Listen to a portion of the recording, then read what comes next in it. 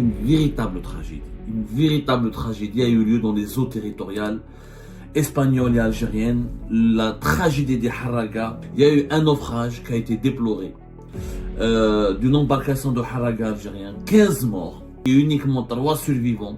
Maintenant 2 hommes et une petite fille mineure. Même Alger, Alger, les Haraga, tellement il y a un sentiment de désespoir. C'est une véritable mafia, un trafic d'êtres humains. C'est un trafic qui c'est un business florissant. Il y a des témoignages, on a les autorités, on a la justice, on a les services de sécurité. Il y a des coupeurs de mer, où il y a des pirates, je crois des pirates, on a la piraterie.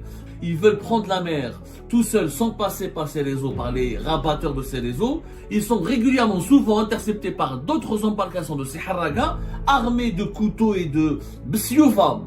Vraiment, bsioufa, c'est des épées. Ils darbouhom, ils mettent les menaces, ils serkouhom, ils volent l'argent qu'ils ont, ils volent leurs affaires personnelles, ils leur volent de l'argent, ils les raquettent, ils collent moulé. Moulé donc à la plage, tu n'as pas le droit de quitter ce territoire est le nôtre.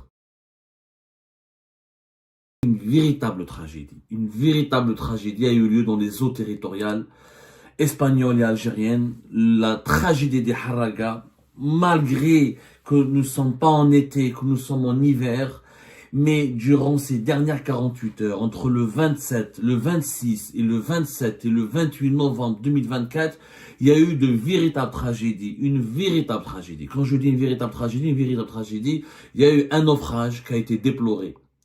D'une embarcation de Haraga algérien, 15 morts. 15 morts ont été d'ores et déjà confirmés et uniquement 3 survivants, menant 2 hommes et une petite fille mineure. Ça s'est passé le 26 novembre dernier. C'est une embarcation qui a quitté la pointe à Alger. C'est du côté de Boulorène, etc. Je ne sais pas si vous connaissez la pointe. La pointe Alger, c'est quoi le nom exact aujourd'hui? C'est Raïs Hamidou, voilà. C'est pas Boulorène, c'est Raïs Hamidou. Auparavant, à l'époque coloniale, on l'appelait la pointe Piscade.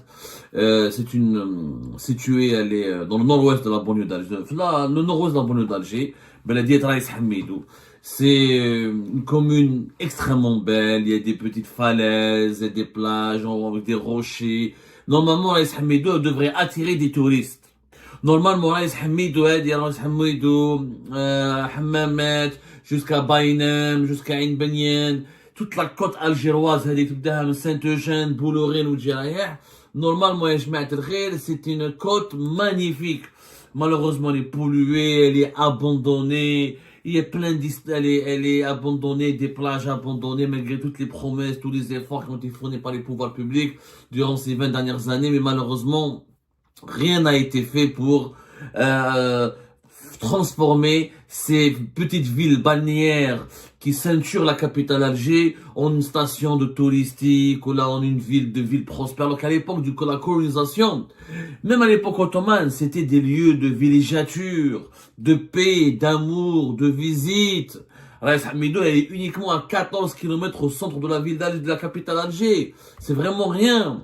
Raïs Hamidou, dont la population aujourd'hui est pratiquement de 50 000 habitants. Si ce n'est pas plus, marqué par la misère, par le chômage, par les inégalités, par les frustrations sociales et économiques, la pointe Pescade, comme on l'appelait auparavant, à l'époque de la colonisation. Raïs Hamidou, nom d'un personnage célèbre de la régence d'Alger, qui était le concurrent de la Méditerranée, qui était l'un des plus grands capitaines.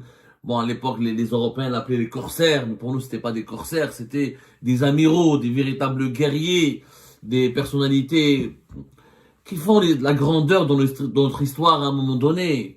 Et ben, c'est de là-bas que cette embarcation avait pris la mer le 26 novembre dernier pour essayer de rejoindre les côtes espagnoles. Aujourd'hui, vous l'avez remarqué, on en parle depuis 3 ans, depuis 2021-2022.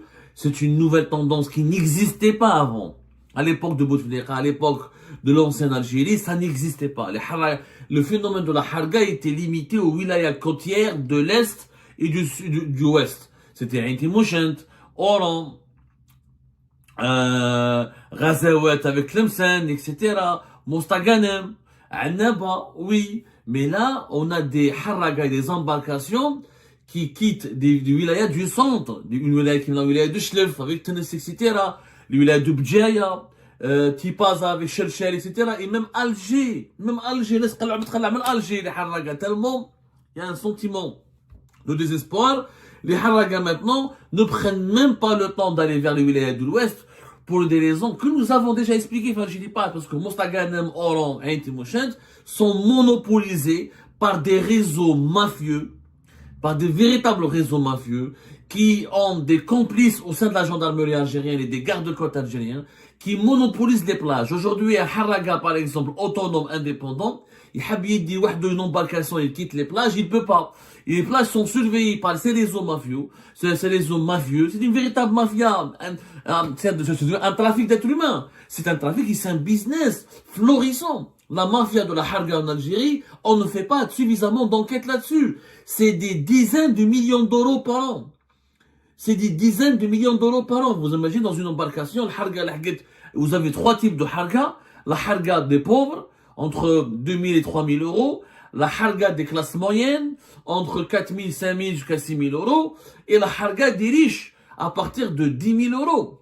Il y a des gens qui payent 10 000 euros pour prendre pas des yachts, sur des bateaux assez, des semi-rigides extrêmement rapides. Il y a même des yachts, il y a même des petits yachts, des bateaux modernes avec une motorisation extrêmement puissante, avec un certain confort, avec un certain luxe. Oui, là, la harga du luxe, comme on l'appelle, la harga luxueuse, c'est la harga VIP, zéro risque de naufrage. Par contre, les réseaux à l'ouest du pays ont des complices, mais les gendarmes, les gardes-côtes, quand une embarcation autonome, c'est-à-dire elle ne fait pas partie de ces réseaux mafieux, soit à Mostaganem, à Intimouchen, tout là, quand elle veut prendre la mer à partir des plages de ces wilayas, eh ben, elles sont, d'abord, il y a des cas, il y a des témoignages que j'ai récoltés. Il y a des témoignages, où les autorités, où la justice, où les services de sécurité. Il y a des coupeurs de mer. Où il y a des pirates, je trouve des pirates, on a acheté la piraterie. Par exemple, des haraga wahadam يجوا من Alger, ou les يجوا من قسنطينة, ou des haraga de Tipaza, ou d'autres régions du pays, ou même des Mstaghanim, ou des Mstaghanim, ou des Wahran, ils veulent prendre la mer tout seuls, sans passer par ces réseaux, par les rabatteurs de ces réseaux, et ben ils sont interceptés, non pas par les gardes-côtes, ils sont régulièrement, souvent interceptés par d'autres embarcations de ces haraga, armés de couteaux et de bsioufa, vraiment bsioufa, c'est des épées. Mais wallah, c'est des épées, des poignards et des épées. Ils met les menacent, ils volent l'argent qu'ils ont, ils volent leurs affaires personnelles, ils leur volent de l'argent, ils les raquettent, ils collent moulé. Donc à la plage, tu n'as pas le droit de quitter ce territoire est le nôtre. Personne ne parle de ces sujets, malheureusement. C'est une vérité. On en a parlé, fait Algérie Part, on en a parlé, 2022, 2023, on en a fait des vidéos, on en a fait des émissions, on a tiré la sonnette d'alarme. On ne nous écoute pas. Parler de ce sujet des haragas est devenu même un crime. Aujourd'hui, si j'étais en Algérie, si je parle de ce sujet des haragas, ils trouvent le habs. Atteinte à l'intégrité du pays, atteinte à l'image du pays, complot contre l'autorité de l'État. Tu travailles pour les Marocains, tu travailles pour les Israéliens, parce que je ne salis pas l'image du pays. C'est une vérité. Il y a eu 15 morts. Et ce n'est pas moi qui le dis. La pointe, et visiblement, selon les sources espagnoles, c'est heureusement nous avons en Espagne des braves types, des femmes et des hommes d'honneur, qui ont eu pitié de cette jeunesse algérienne, qui ont pitié de cette population algérienne qui désespère. Nous avons l'ONG, le Centre international pour l'identification de migrants disparus, qui est basé à Malaga, et qui dispose à Almeria du fameux et célèbre, et aujourd'hui il est très célèbre en Algérie, c'est l'espagnol le plus célèbre en Algérie, ce n'est pas un joueur de foot, ce n'est pas une personnalité politique, c'est un militant des droits des Haraga, un défenseur des droits des migrants, et un lanceur d'alerte qui s'appelle Francesco José Clemente Martin. Francesco José Clemente Martin, que tous les haragas algériens connaissent, que toutes les femmes et des haragas algériens connaissent. Il est basé à Almeria, il travaille avec l'ONG, le Centre international pour l'identification de migrants disparus, et il fait un travail exceptionnel. C'est lui qui, depuis 2021, il a créé une page Facebook Il recense chaque jour les arrivées des haragas algériens, leur prise en charge par les autorités espagnoles, les éventuelles opérations d'expulsion, les interventions de la Croix-Rouge, les interventions des gardes-côtes espagnols pour les opérations de secours et de sauvetage.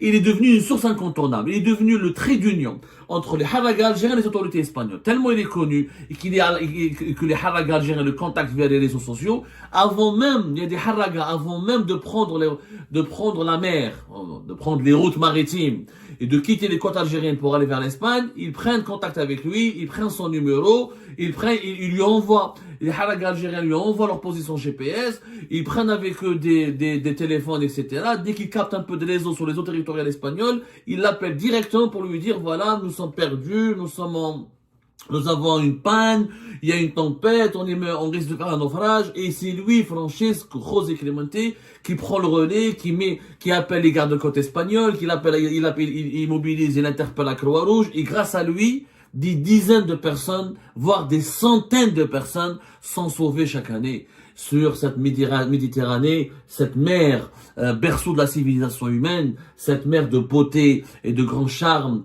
et de majesté qui est devenue aujourd'hui un cimetière marin. Malheureusement, Francisco Clemente Martin n'a rien pu faire pour sauver les 15 personnes qui sont mortes à bord de cette embarcation de fortune qui a quitté la pointe Grace Hamidou pour aller vers l'Espagne.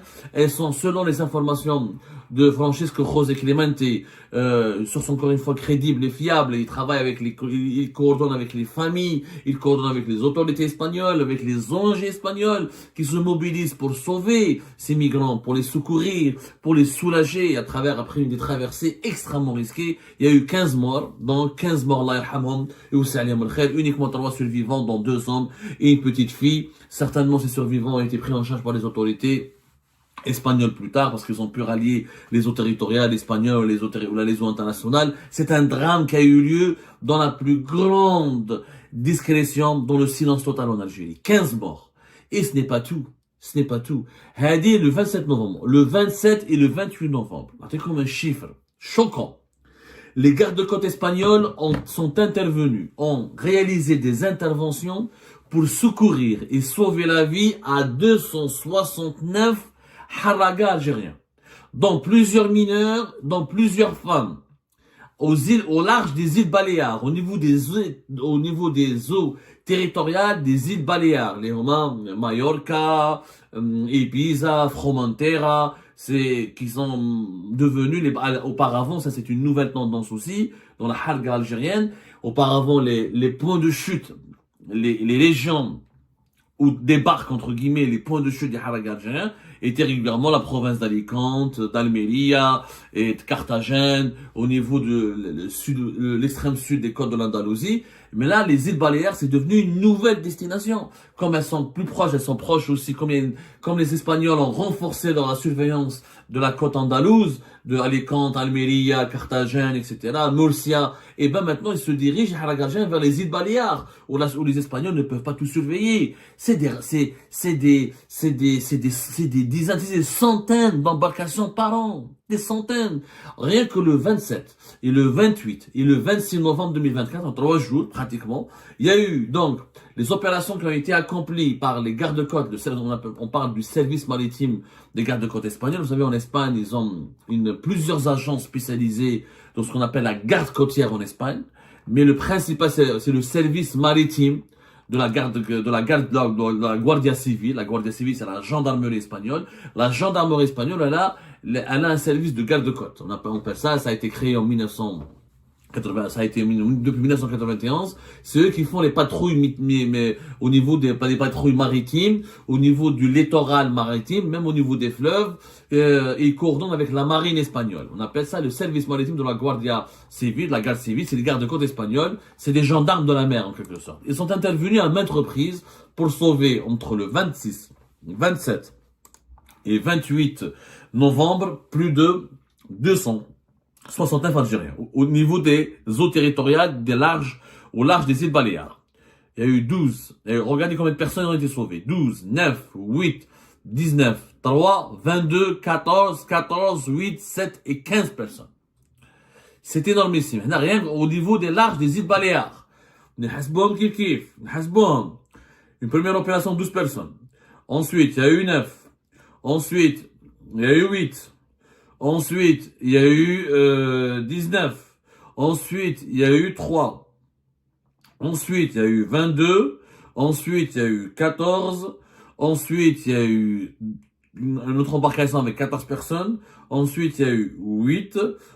Excusez-moi, 8. Ensuite, il y a eu 7. Ensuite, il y a eu 15. Ça fait 131 haragas algériens qui ont été secourus au bout de 3 jours au large des îles Baléares, dans les eaux territoriales espagnoles. 131 Algériens qui ont été secourus c'est-à-dire que leurs embarcations sont tombées en panne, ne fonctionnaient plus, elles commençaient à dériver, elles étaient menacées de naufrage. Ils étaient menacés de naufrage. Ou de naufrage, où ils n'avaient plus d'alimentation, plus d'eau, plus de bouffe, ils auraient pu crever de faim, crever de soif, ou là, faire naufrage et crever et mourir en pleine mer, en haute mer. 131 personnes. Ça fait 1, 2, 3, 4, 5, 6, 7, 8, 9, ça fait 10, plus de 10 embarcations en 3 jours, secourues par les gardes-côtes espagnols. Au niveau des îles Baléares, au large d'Almeria, il y a eu 12 personnes qui ont été sauvées une première fois, dont 4 mineurs, ensuite 29 personnes dans une embarcation, dont 3 mineurs, ensuite une embarcation avec 14 personnes, tous des majeurs. Ça, c'est au large d'Almeria. Au large d'Alicante, au large de la province d'Alicante, il y a eu une première embarcation de 37 personnes, une deuxième embarcation de 47 personnes avec 3 femmes, et une troisième embarcation avec 13 personnes. Et au large de Murcia toujours, c'est dans le sud espagnol, c'est pratiquement la région de l'Andalousie. Tout ça, c'est les provinces qui font partie de la région de l'Andalousie. C'est très connu. C'est le sud-est de l'Espagne. Voilà, Murcia, oui, elle fait partie de l'Andalousie. Murcia, elle fait partie. Voilà, c'est à côté de l'Andalousie. Ça fait partie de l'Andalousie, comme Almeria, comme Grenada, etc. Et Murcia aussi, puis Murcia, il y a eu une première embarcation de 17 personnes qui ont été sauvées par les gardes-côtes espagnols, une deuxième embarcation de 11 personnes qui ont été sauvées. 269 personnes, 15 morts. Malheureusement, l'embarcation, le bateau, la petite embarcation qui a quitté l'Aïs Hamidou pour l'Espagne n'a pas pu être sauvée. Visiblement, le drame s'est déroulé dans les eaux territoriales algériennes. Et c'est les Espagnols, ils ont récupéré, ils n'ont pu récupérer que les survivants. Alors, franchement, c'était une catastrophe. Ça fait extrêmement mal.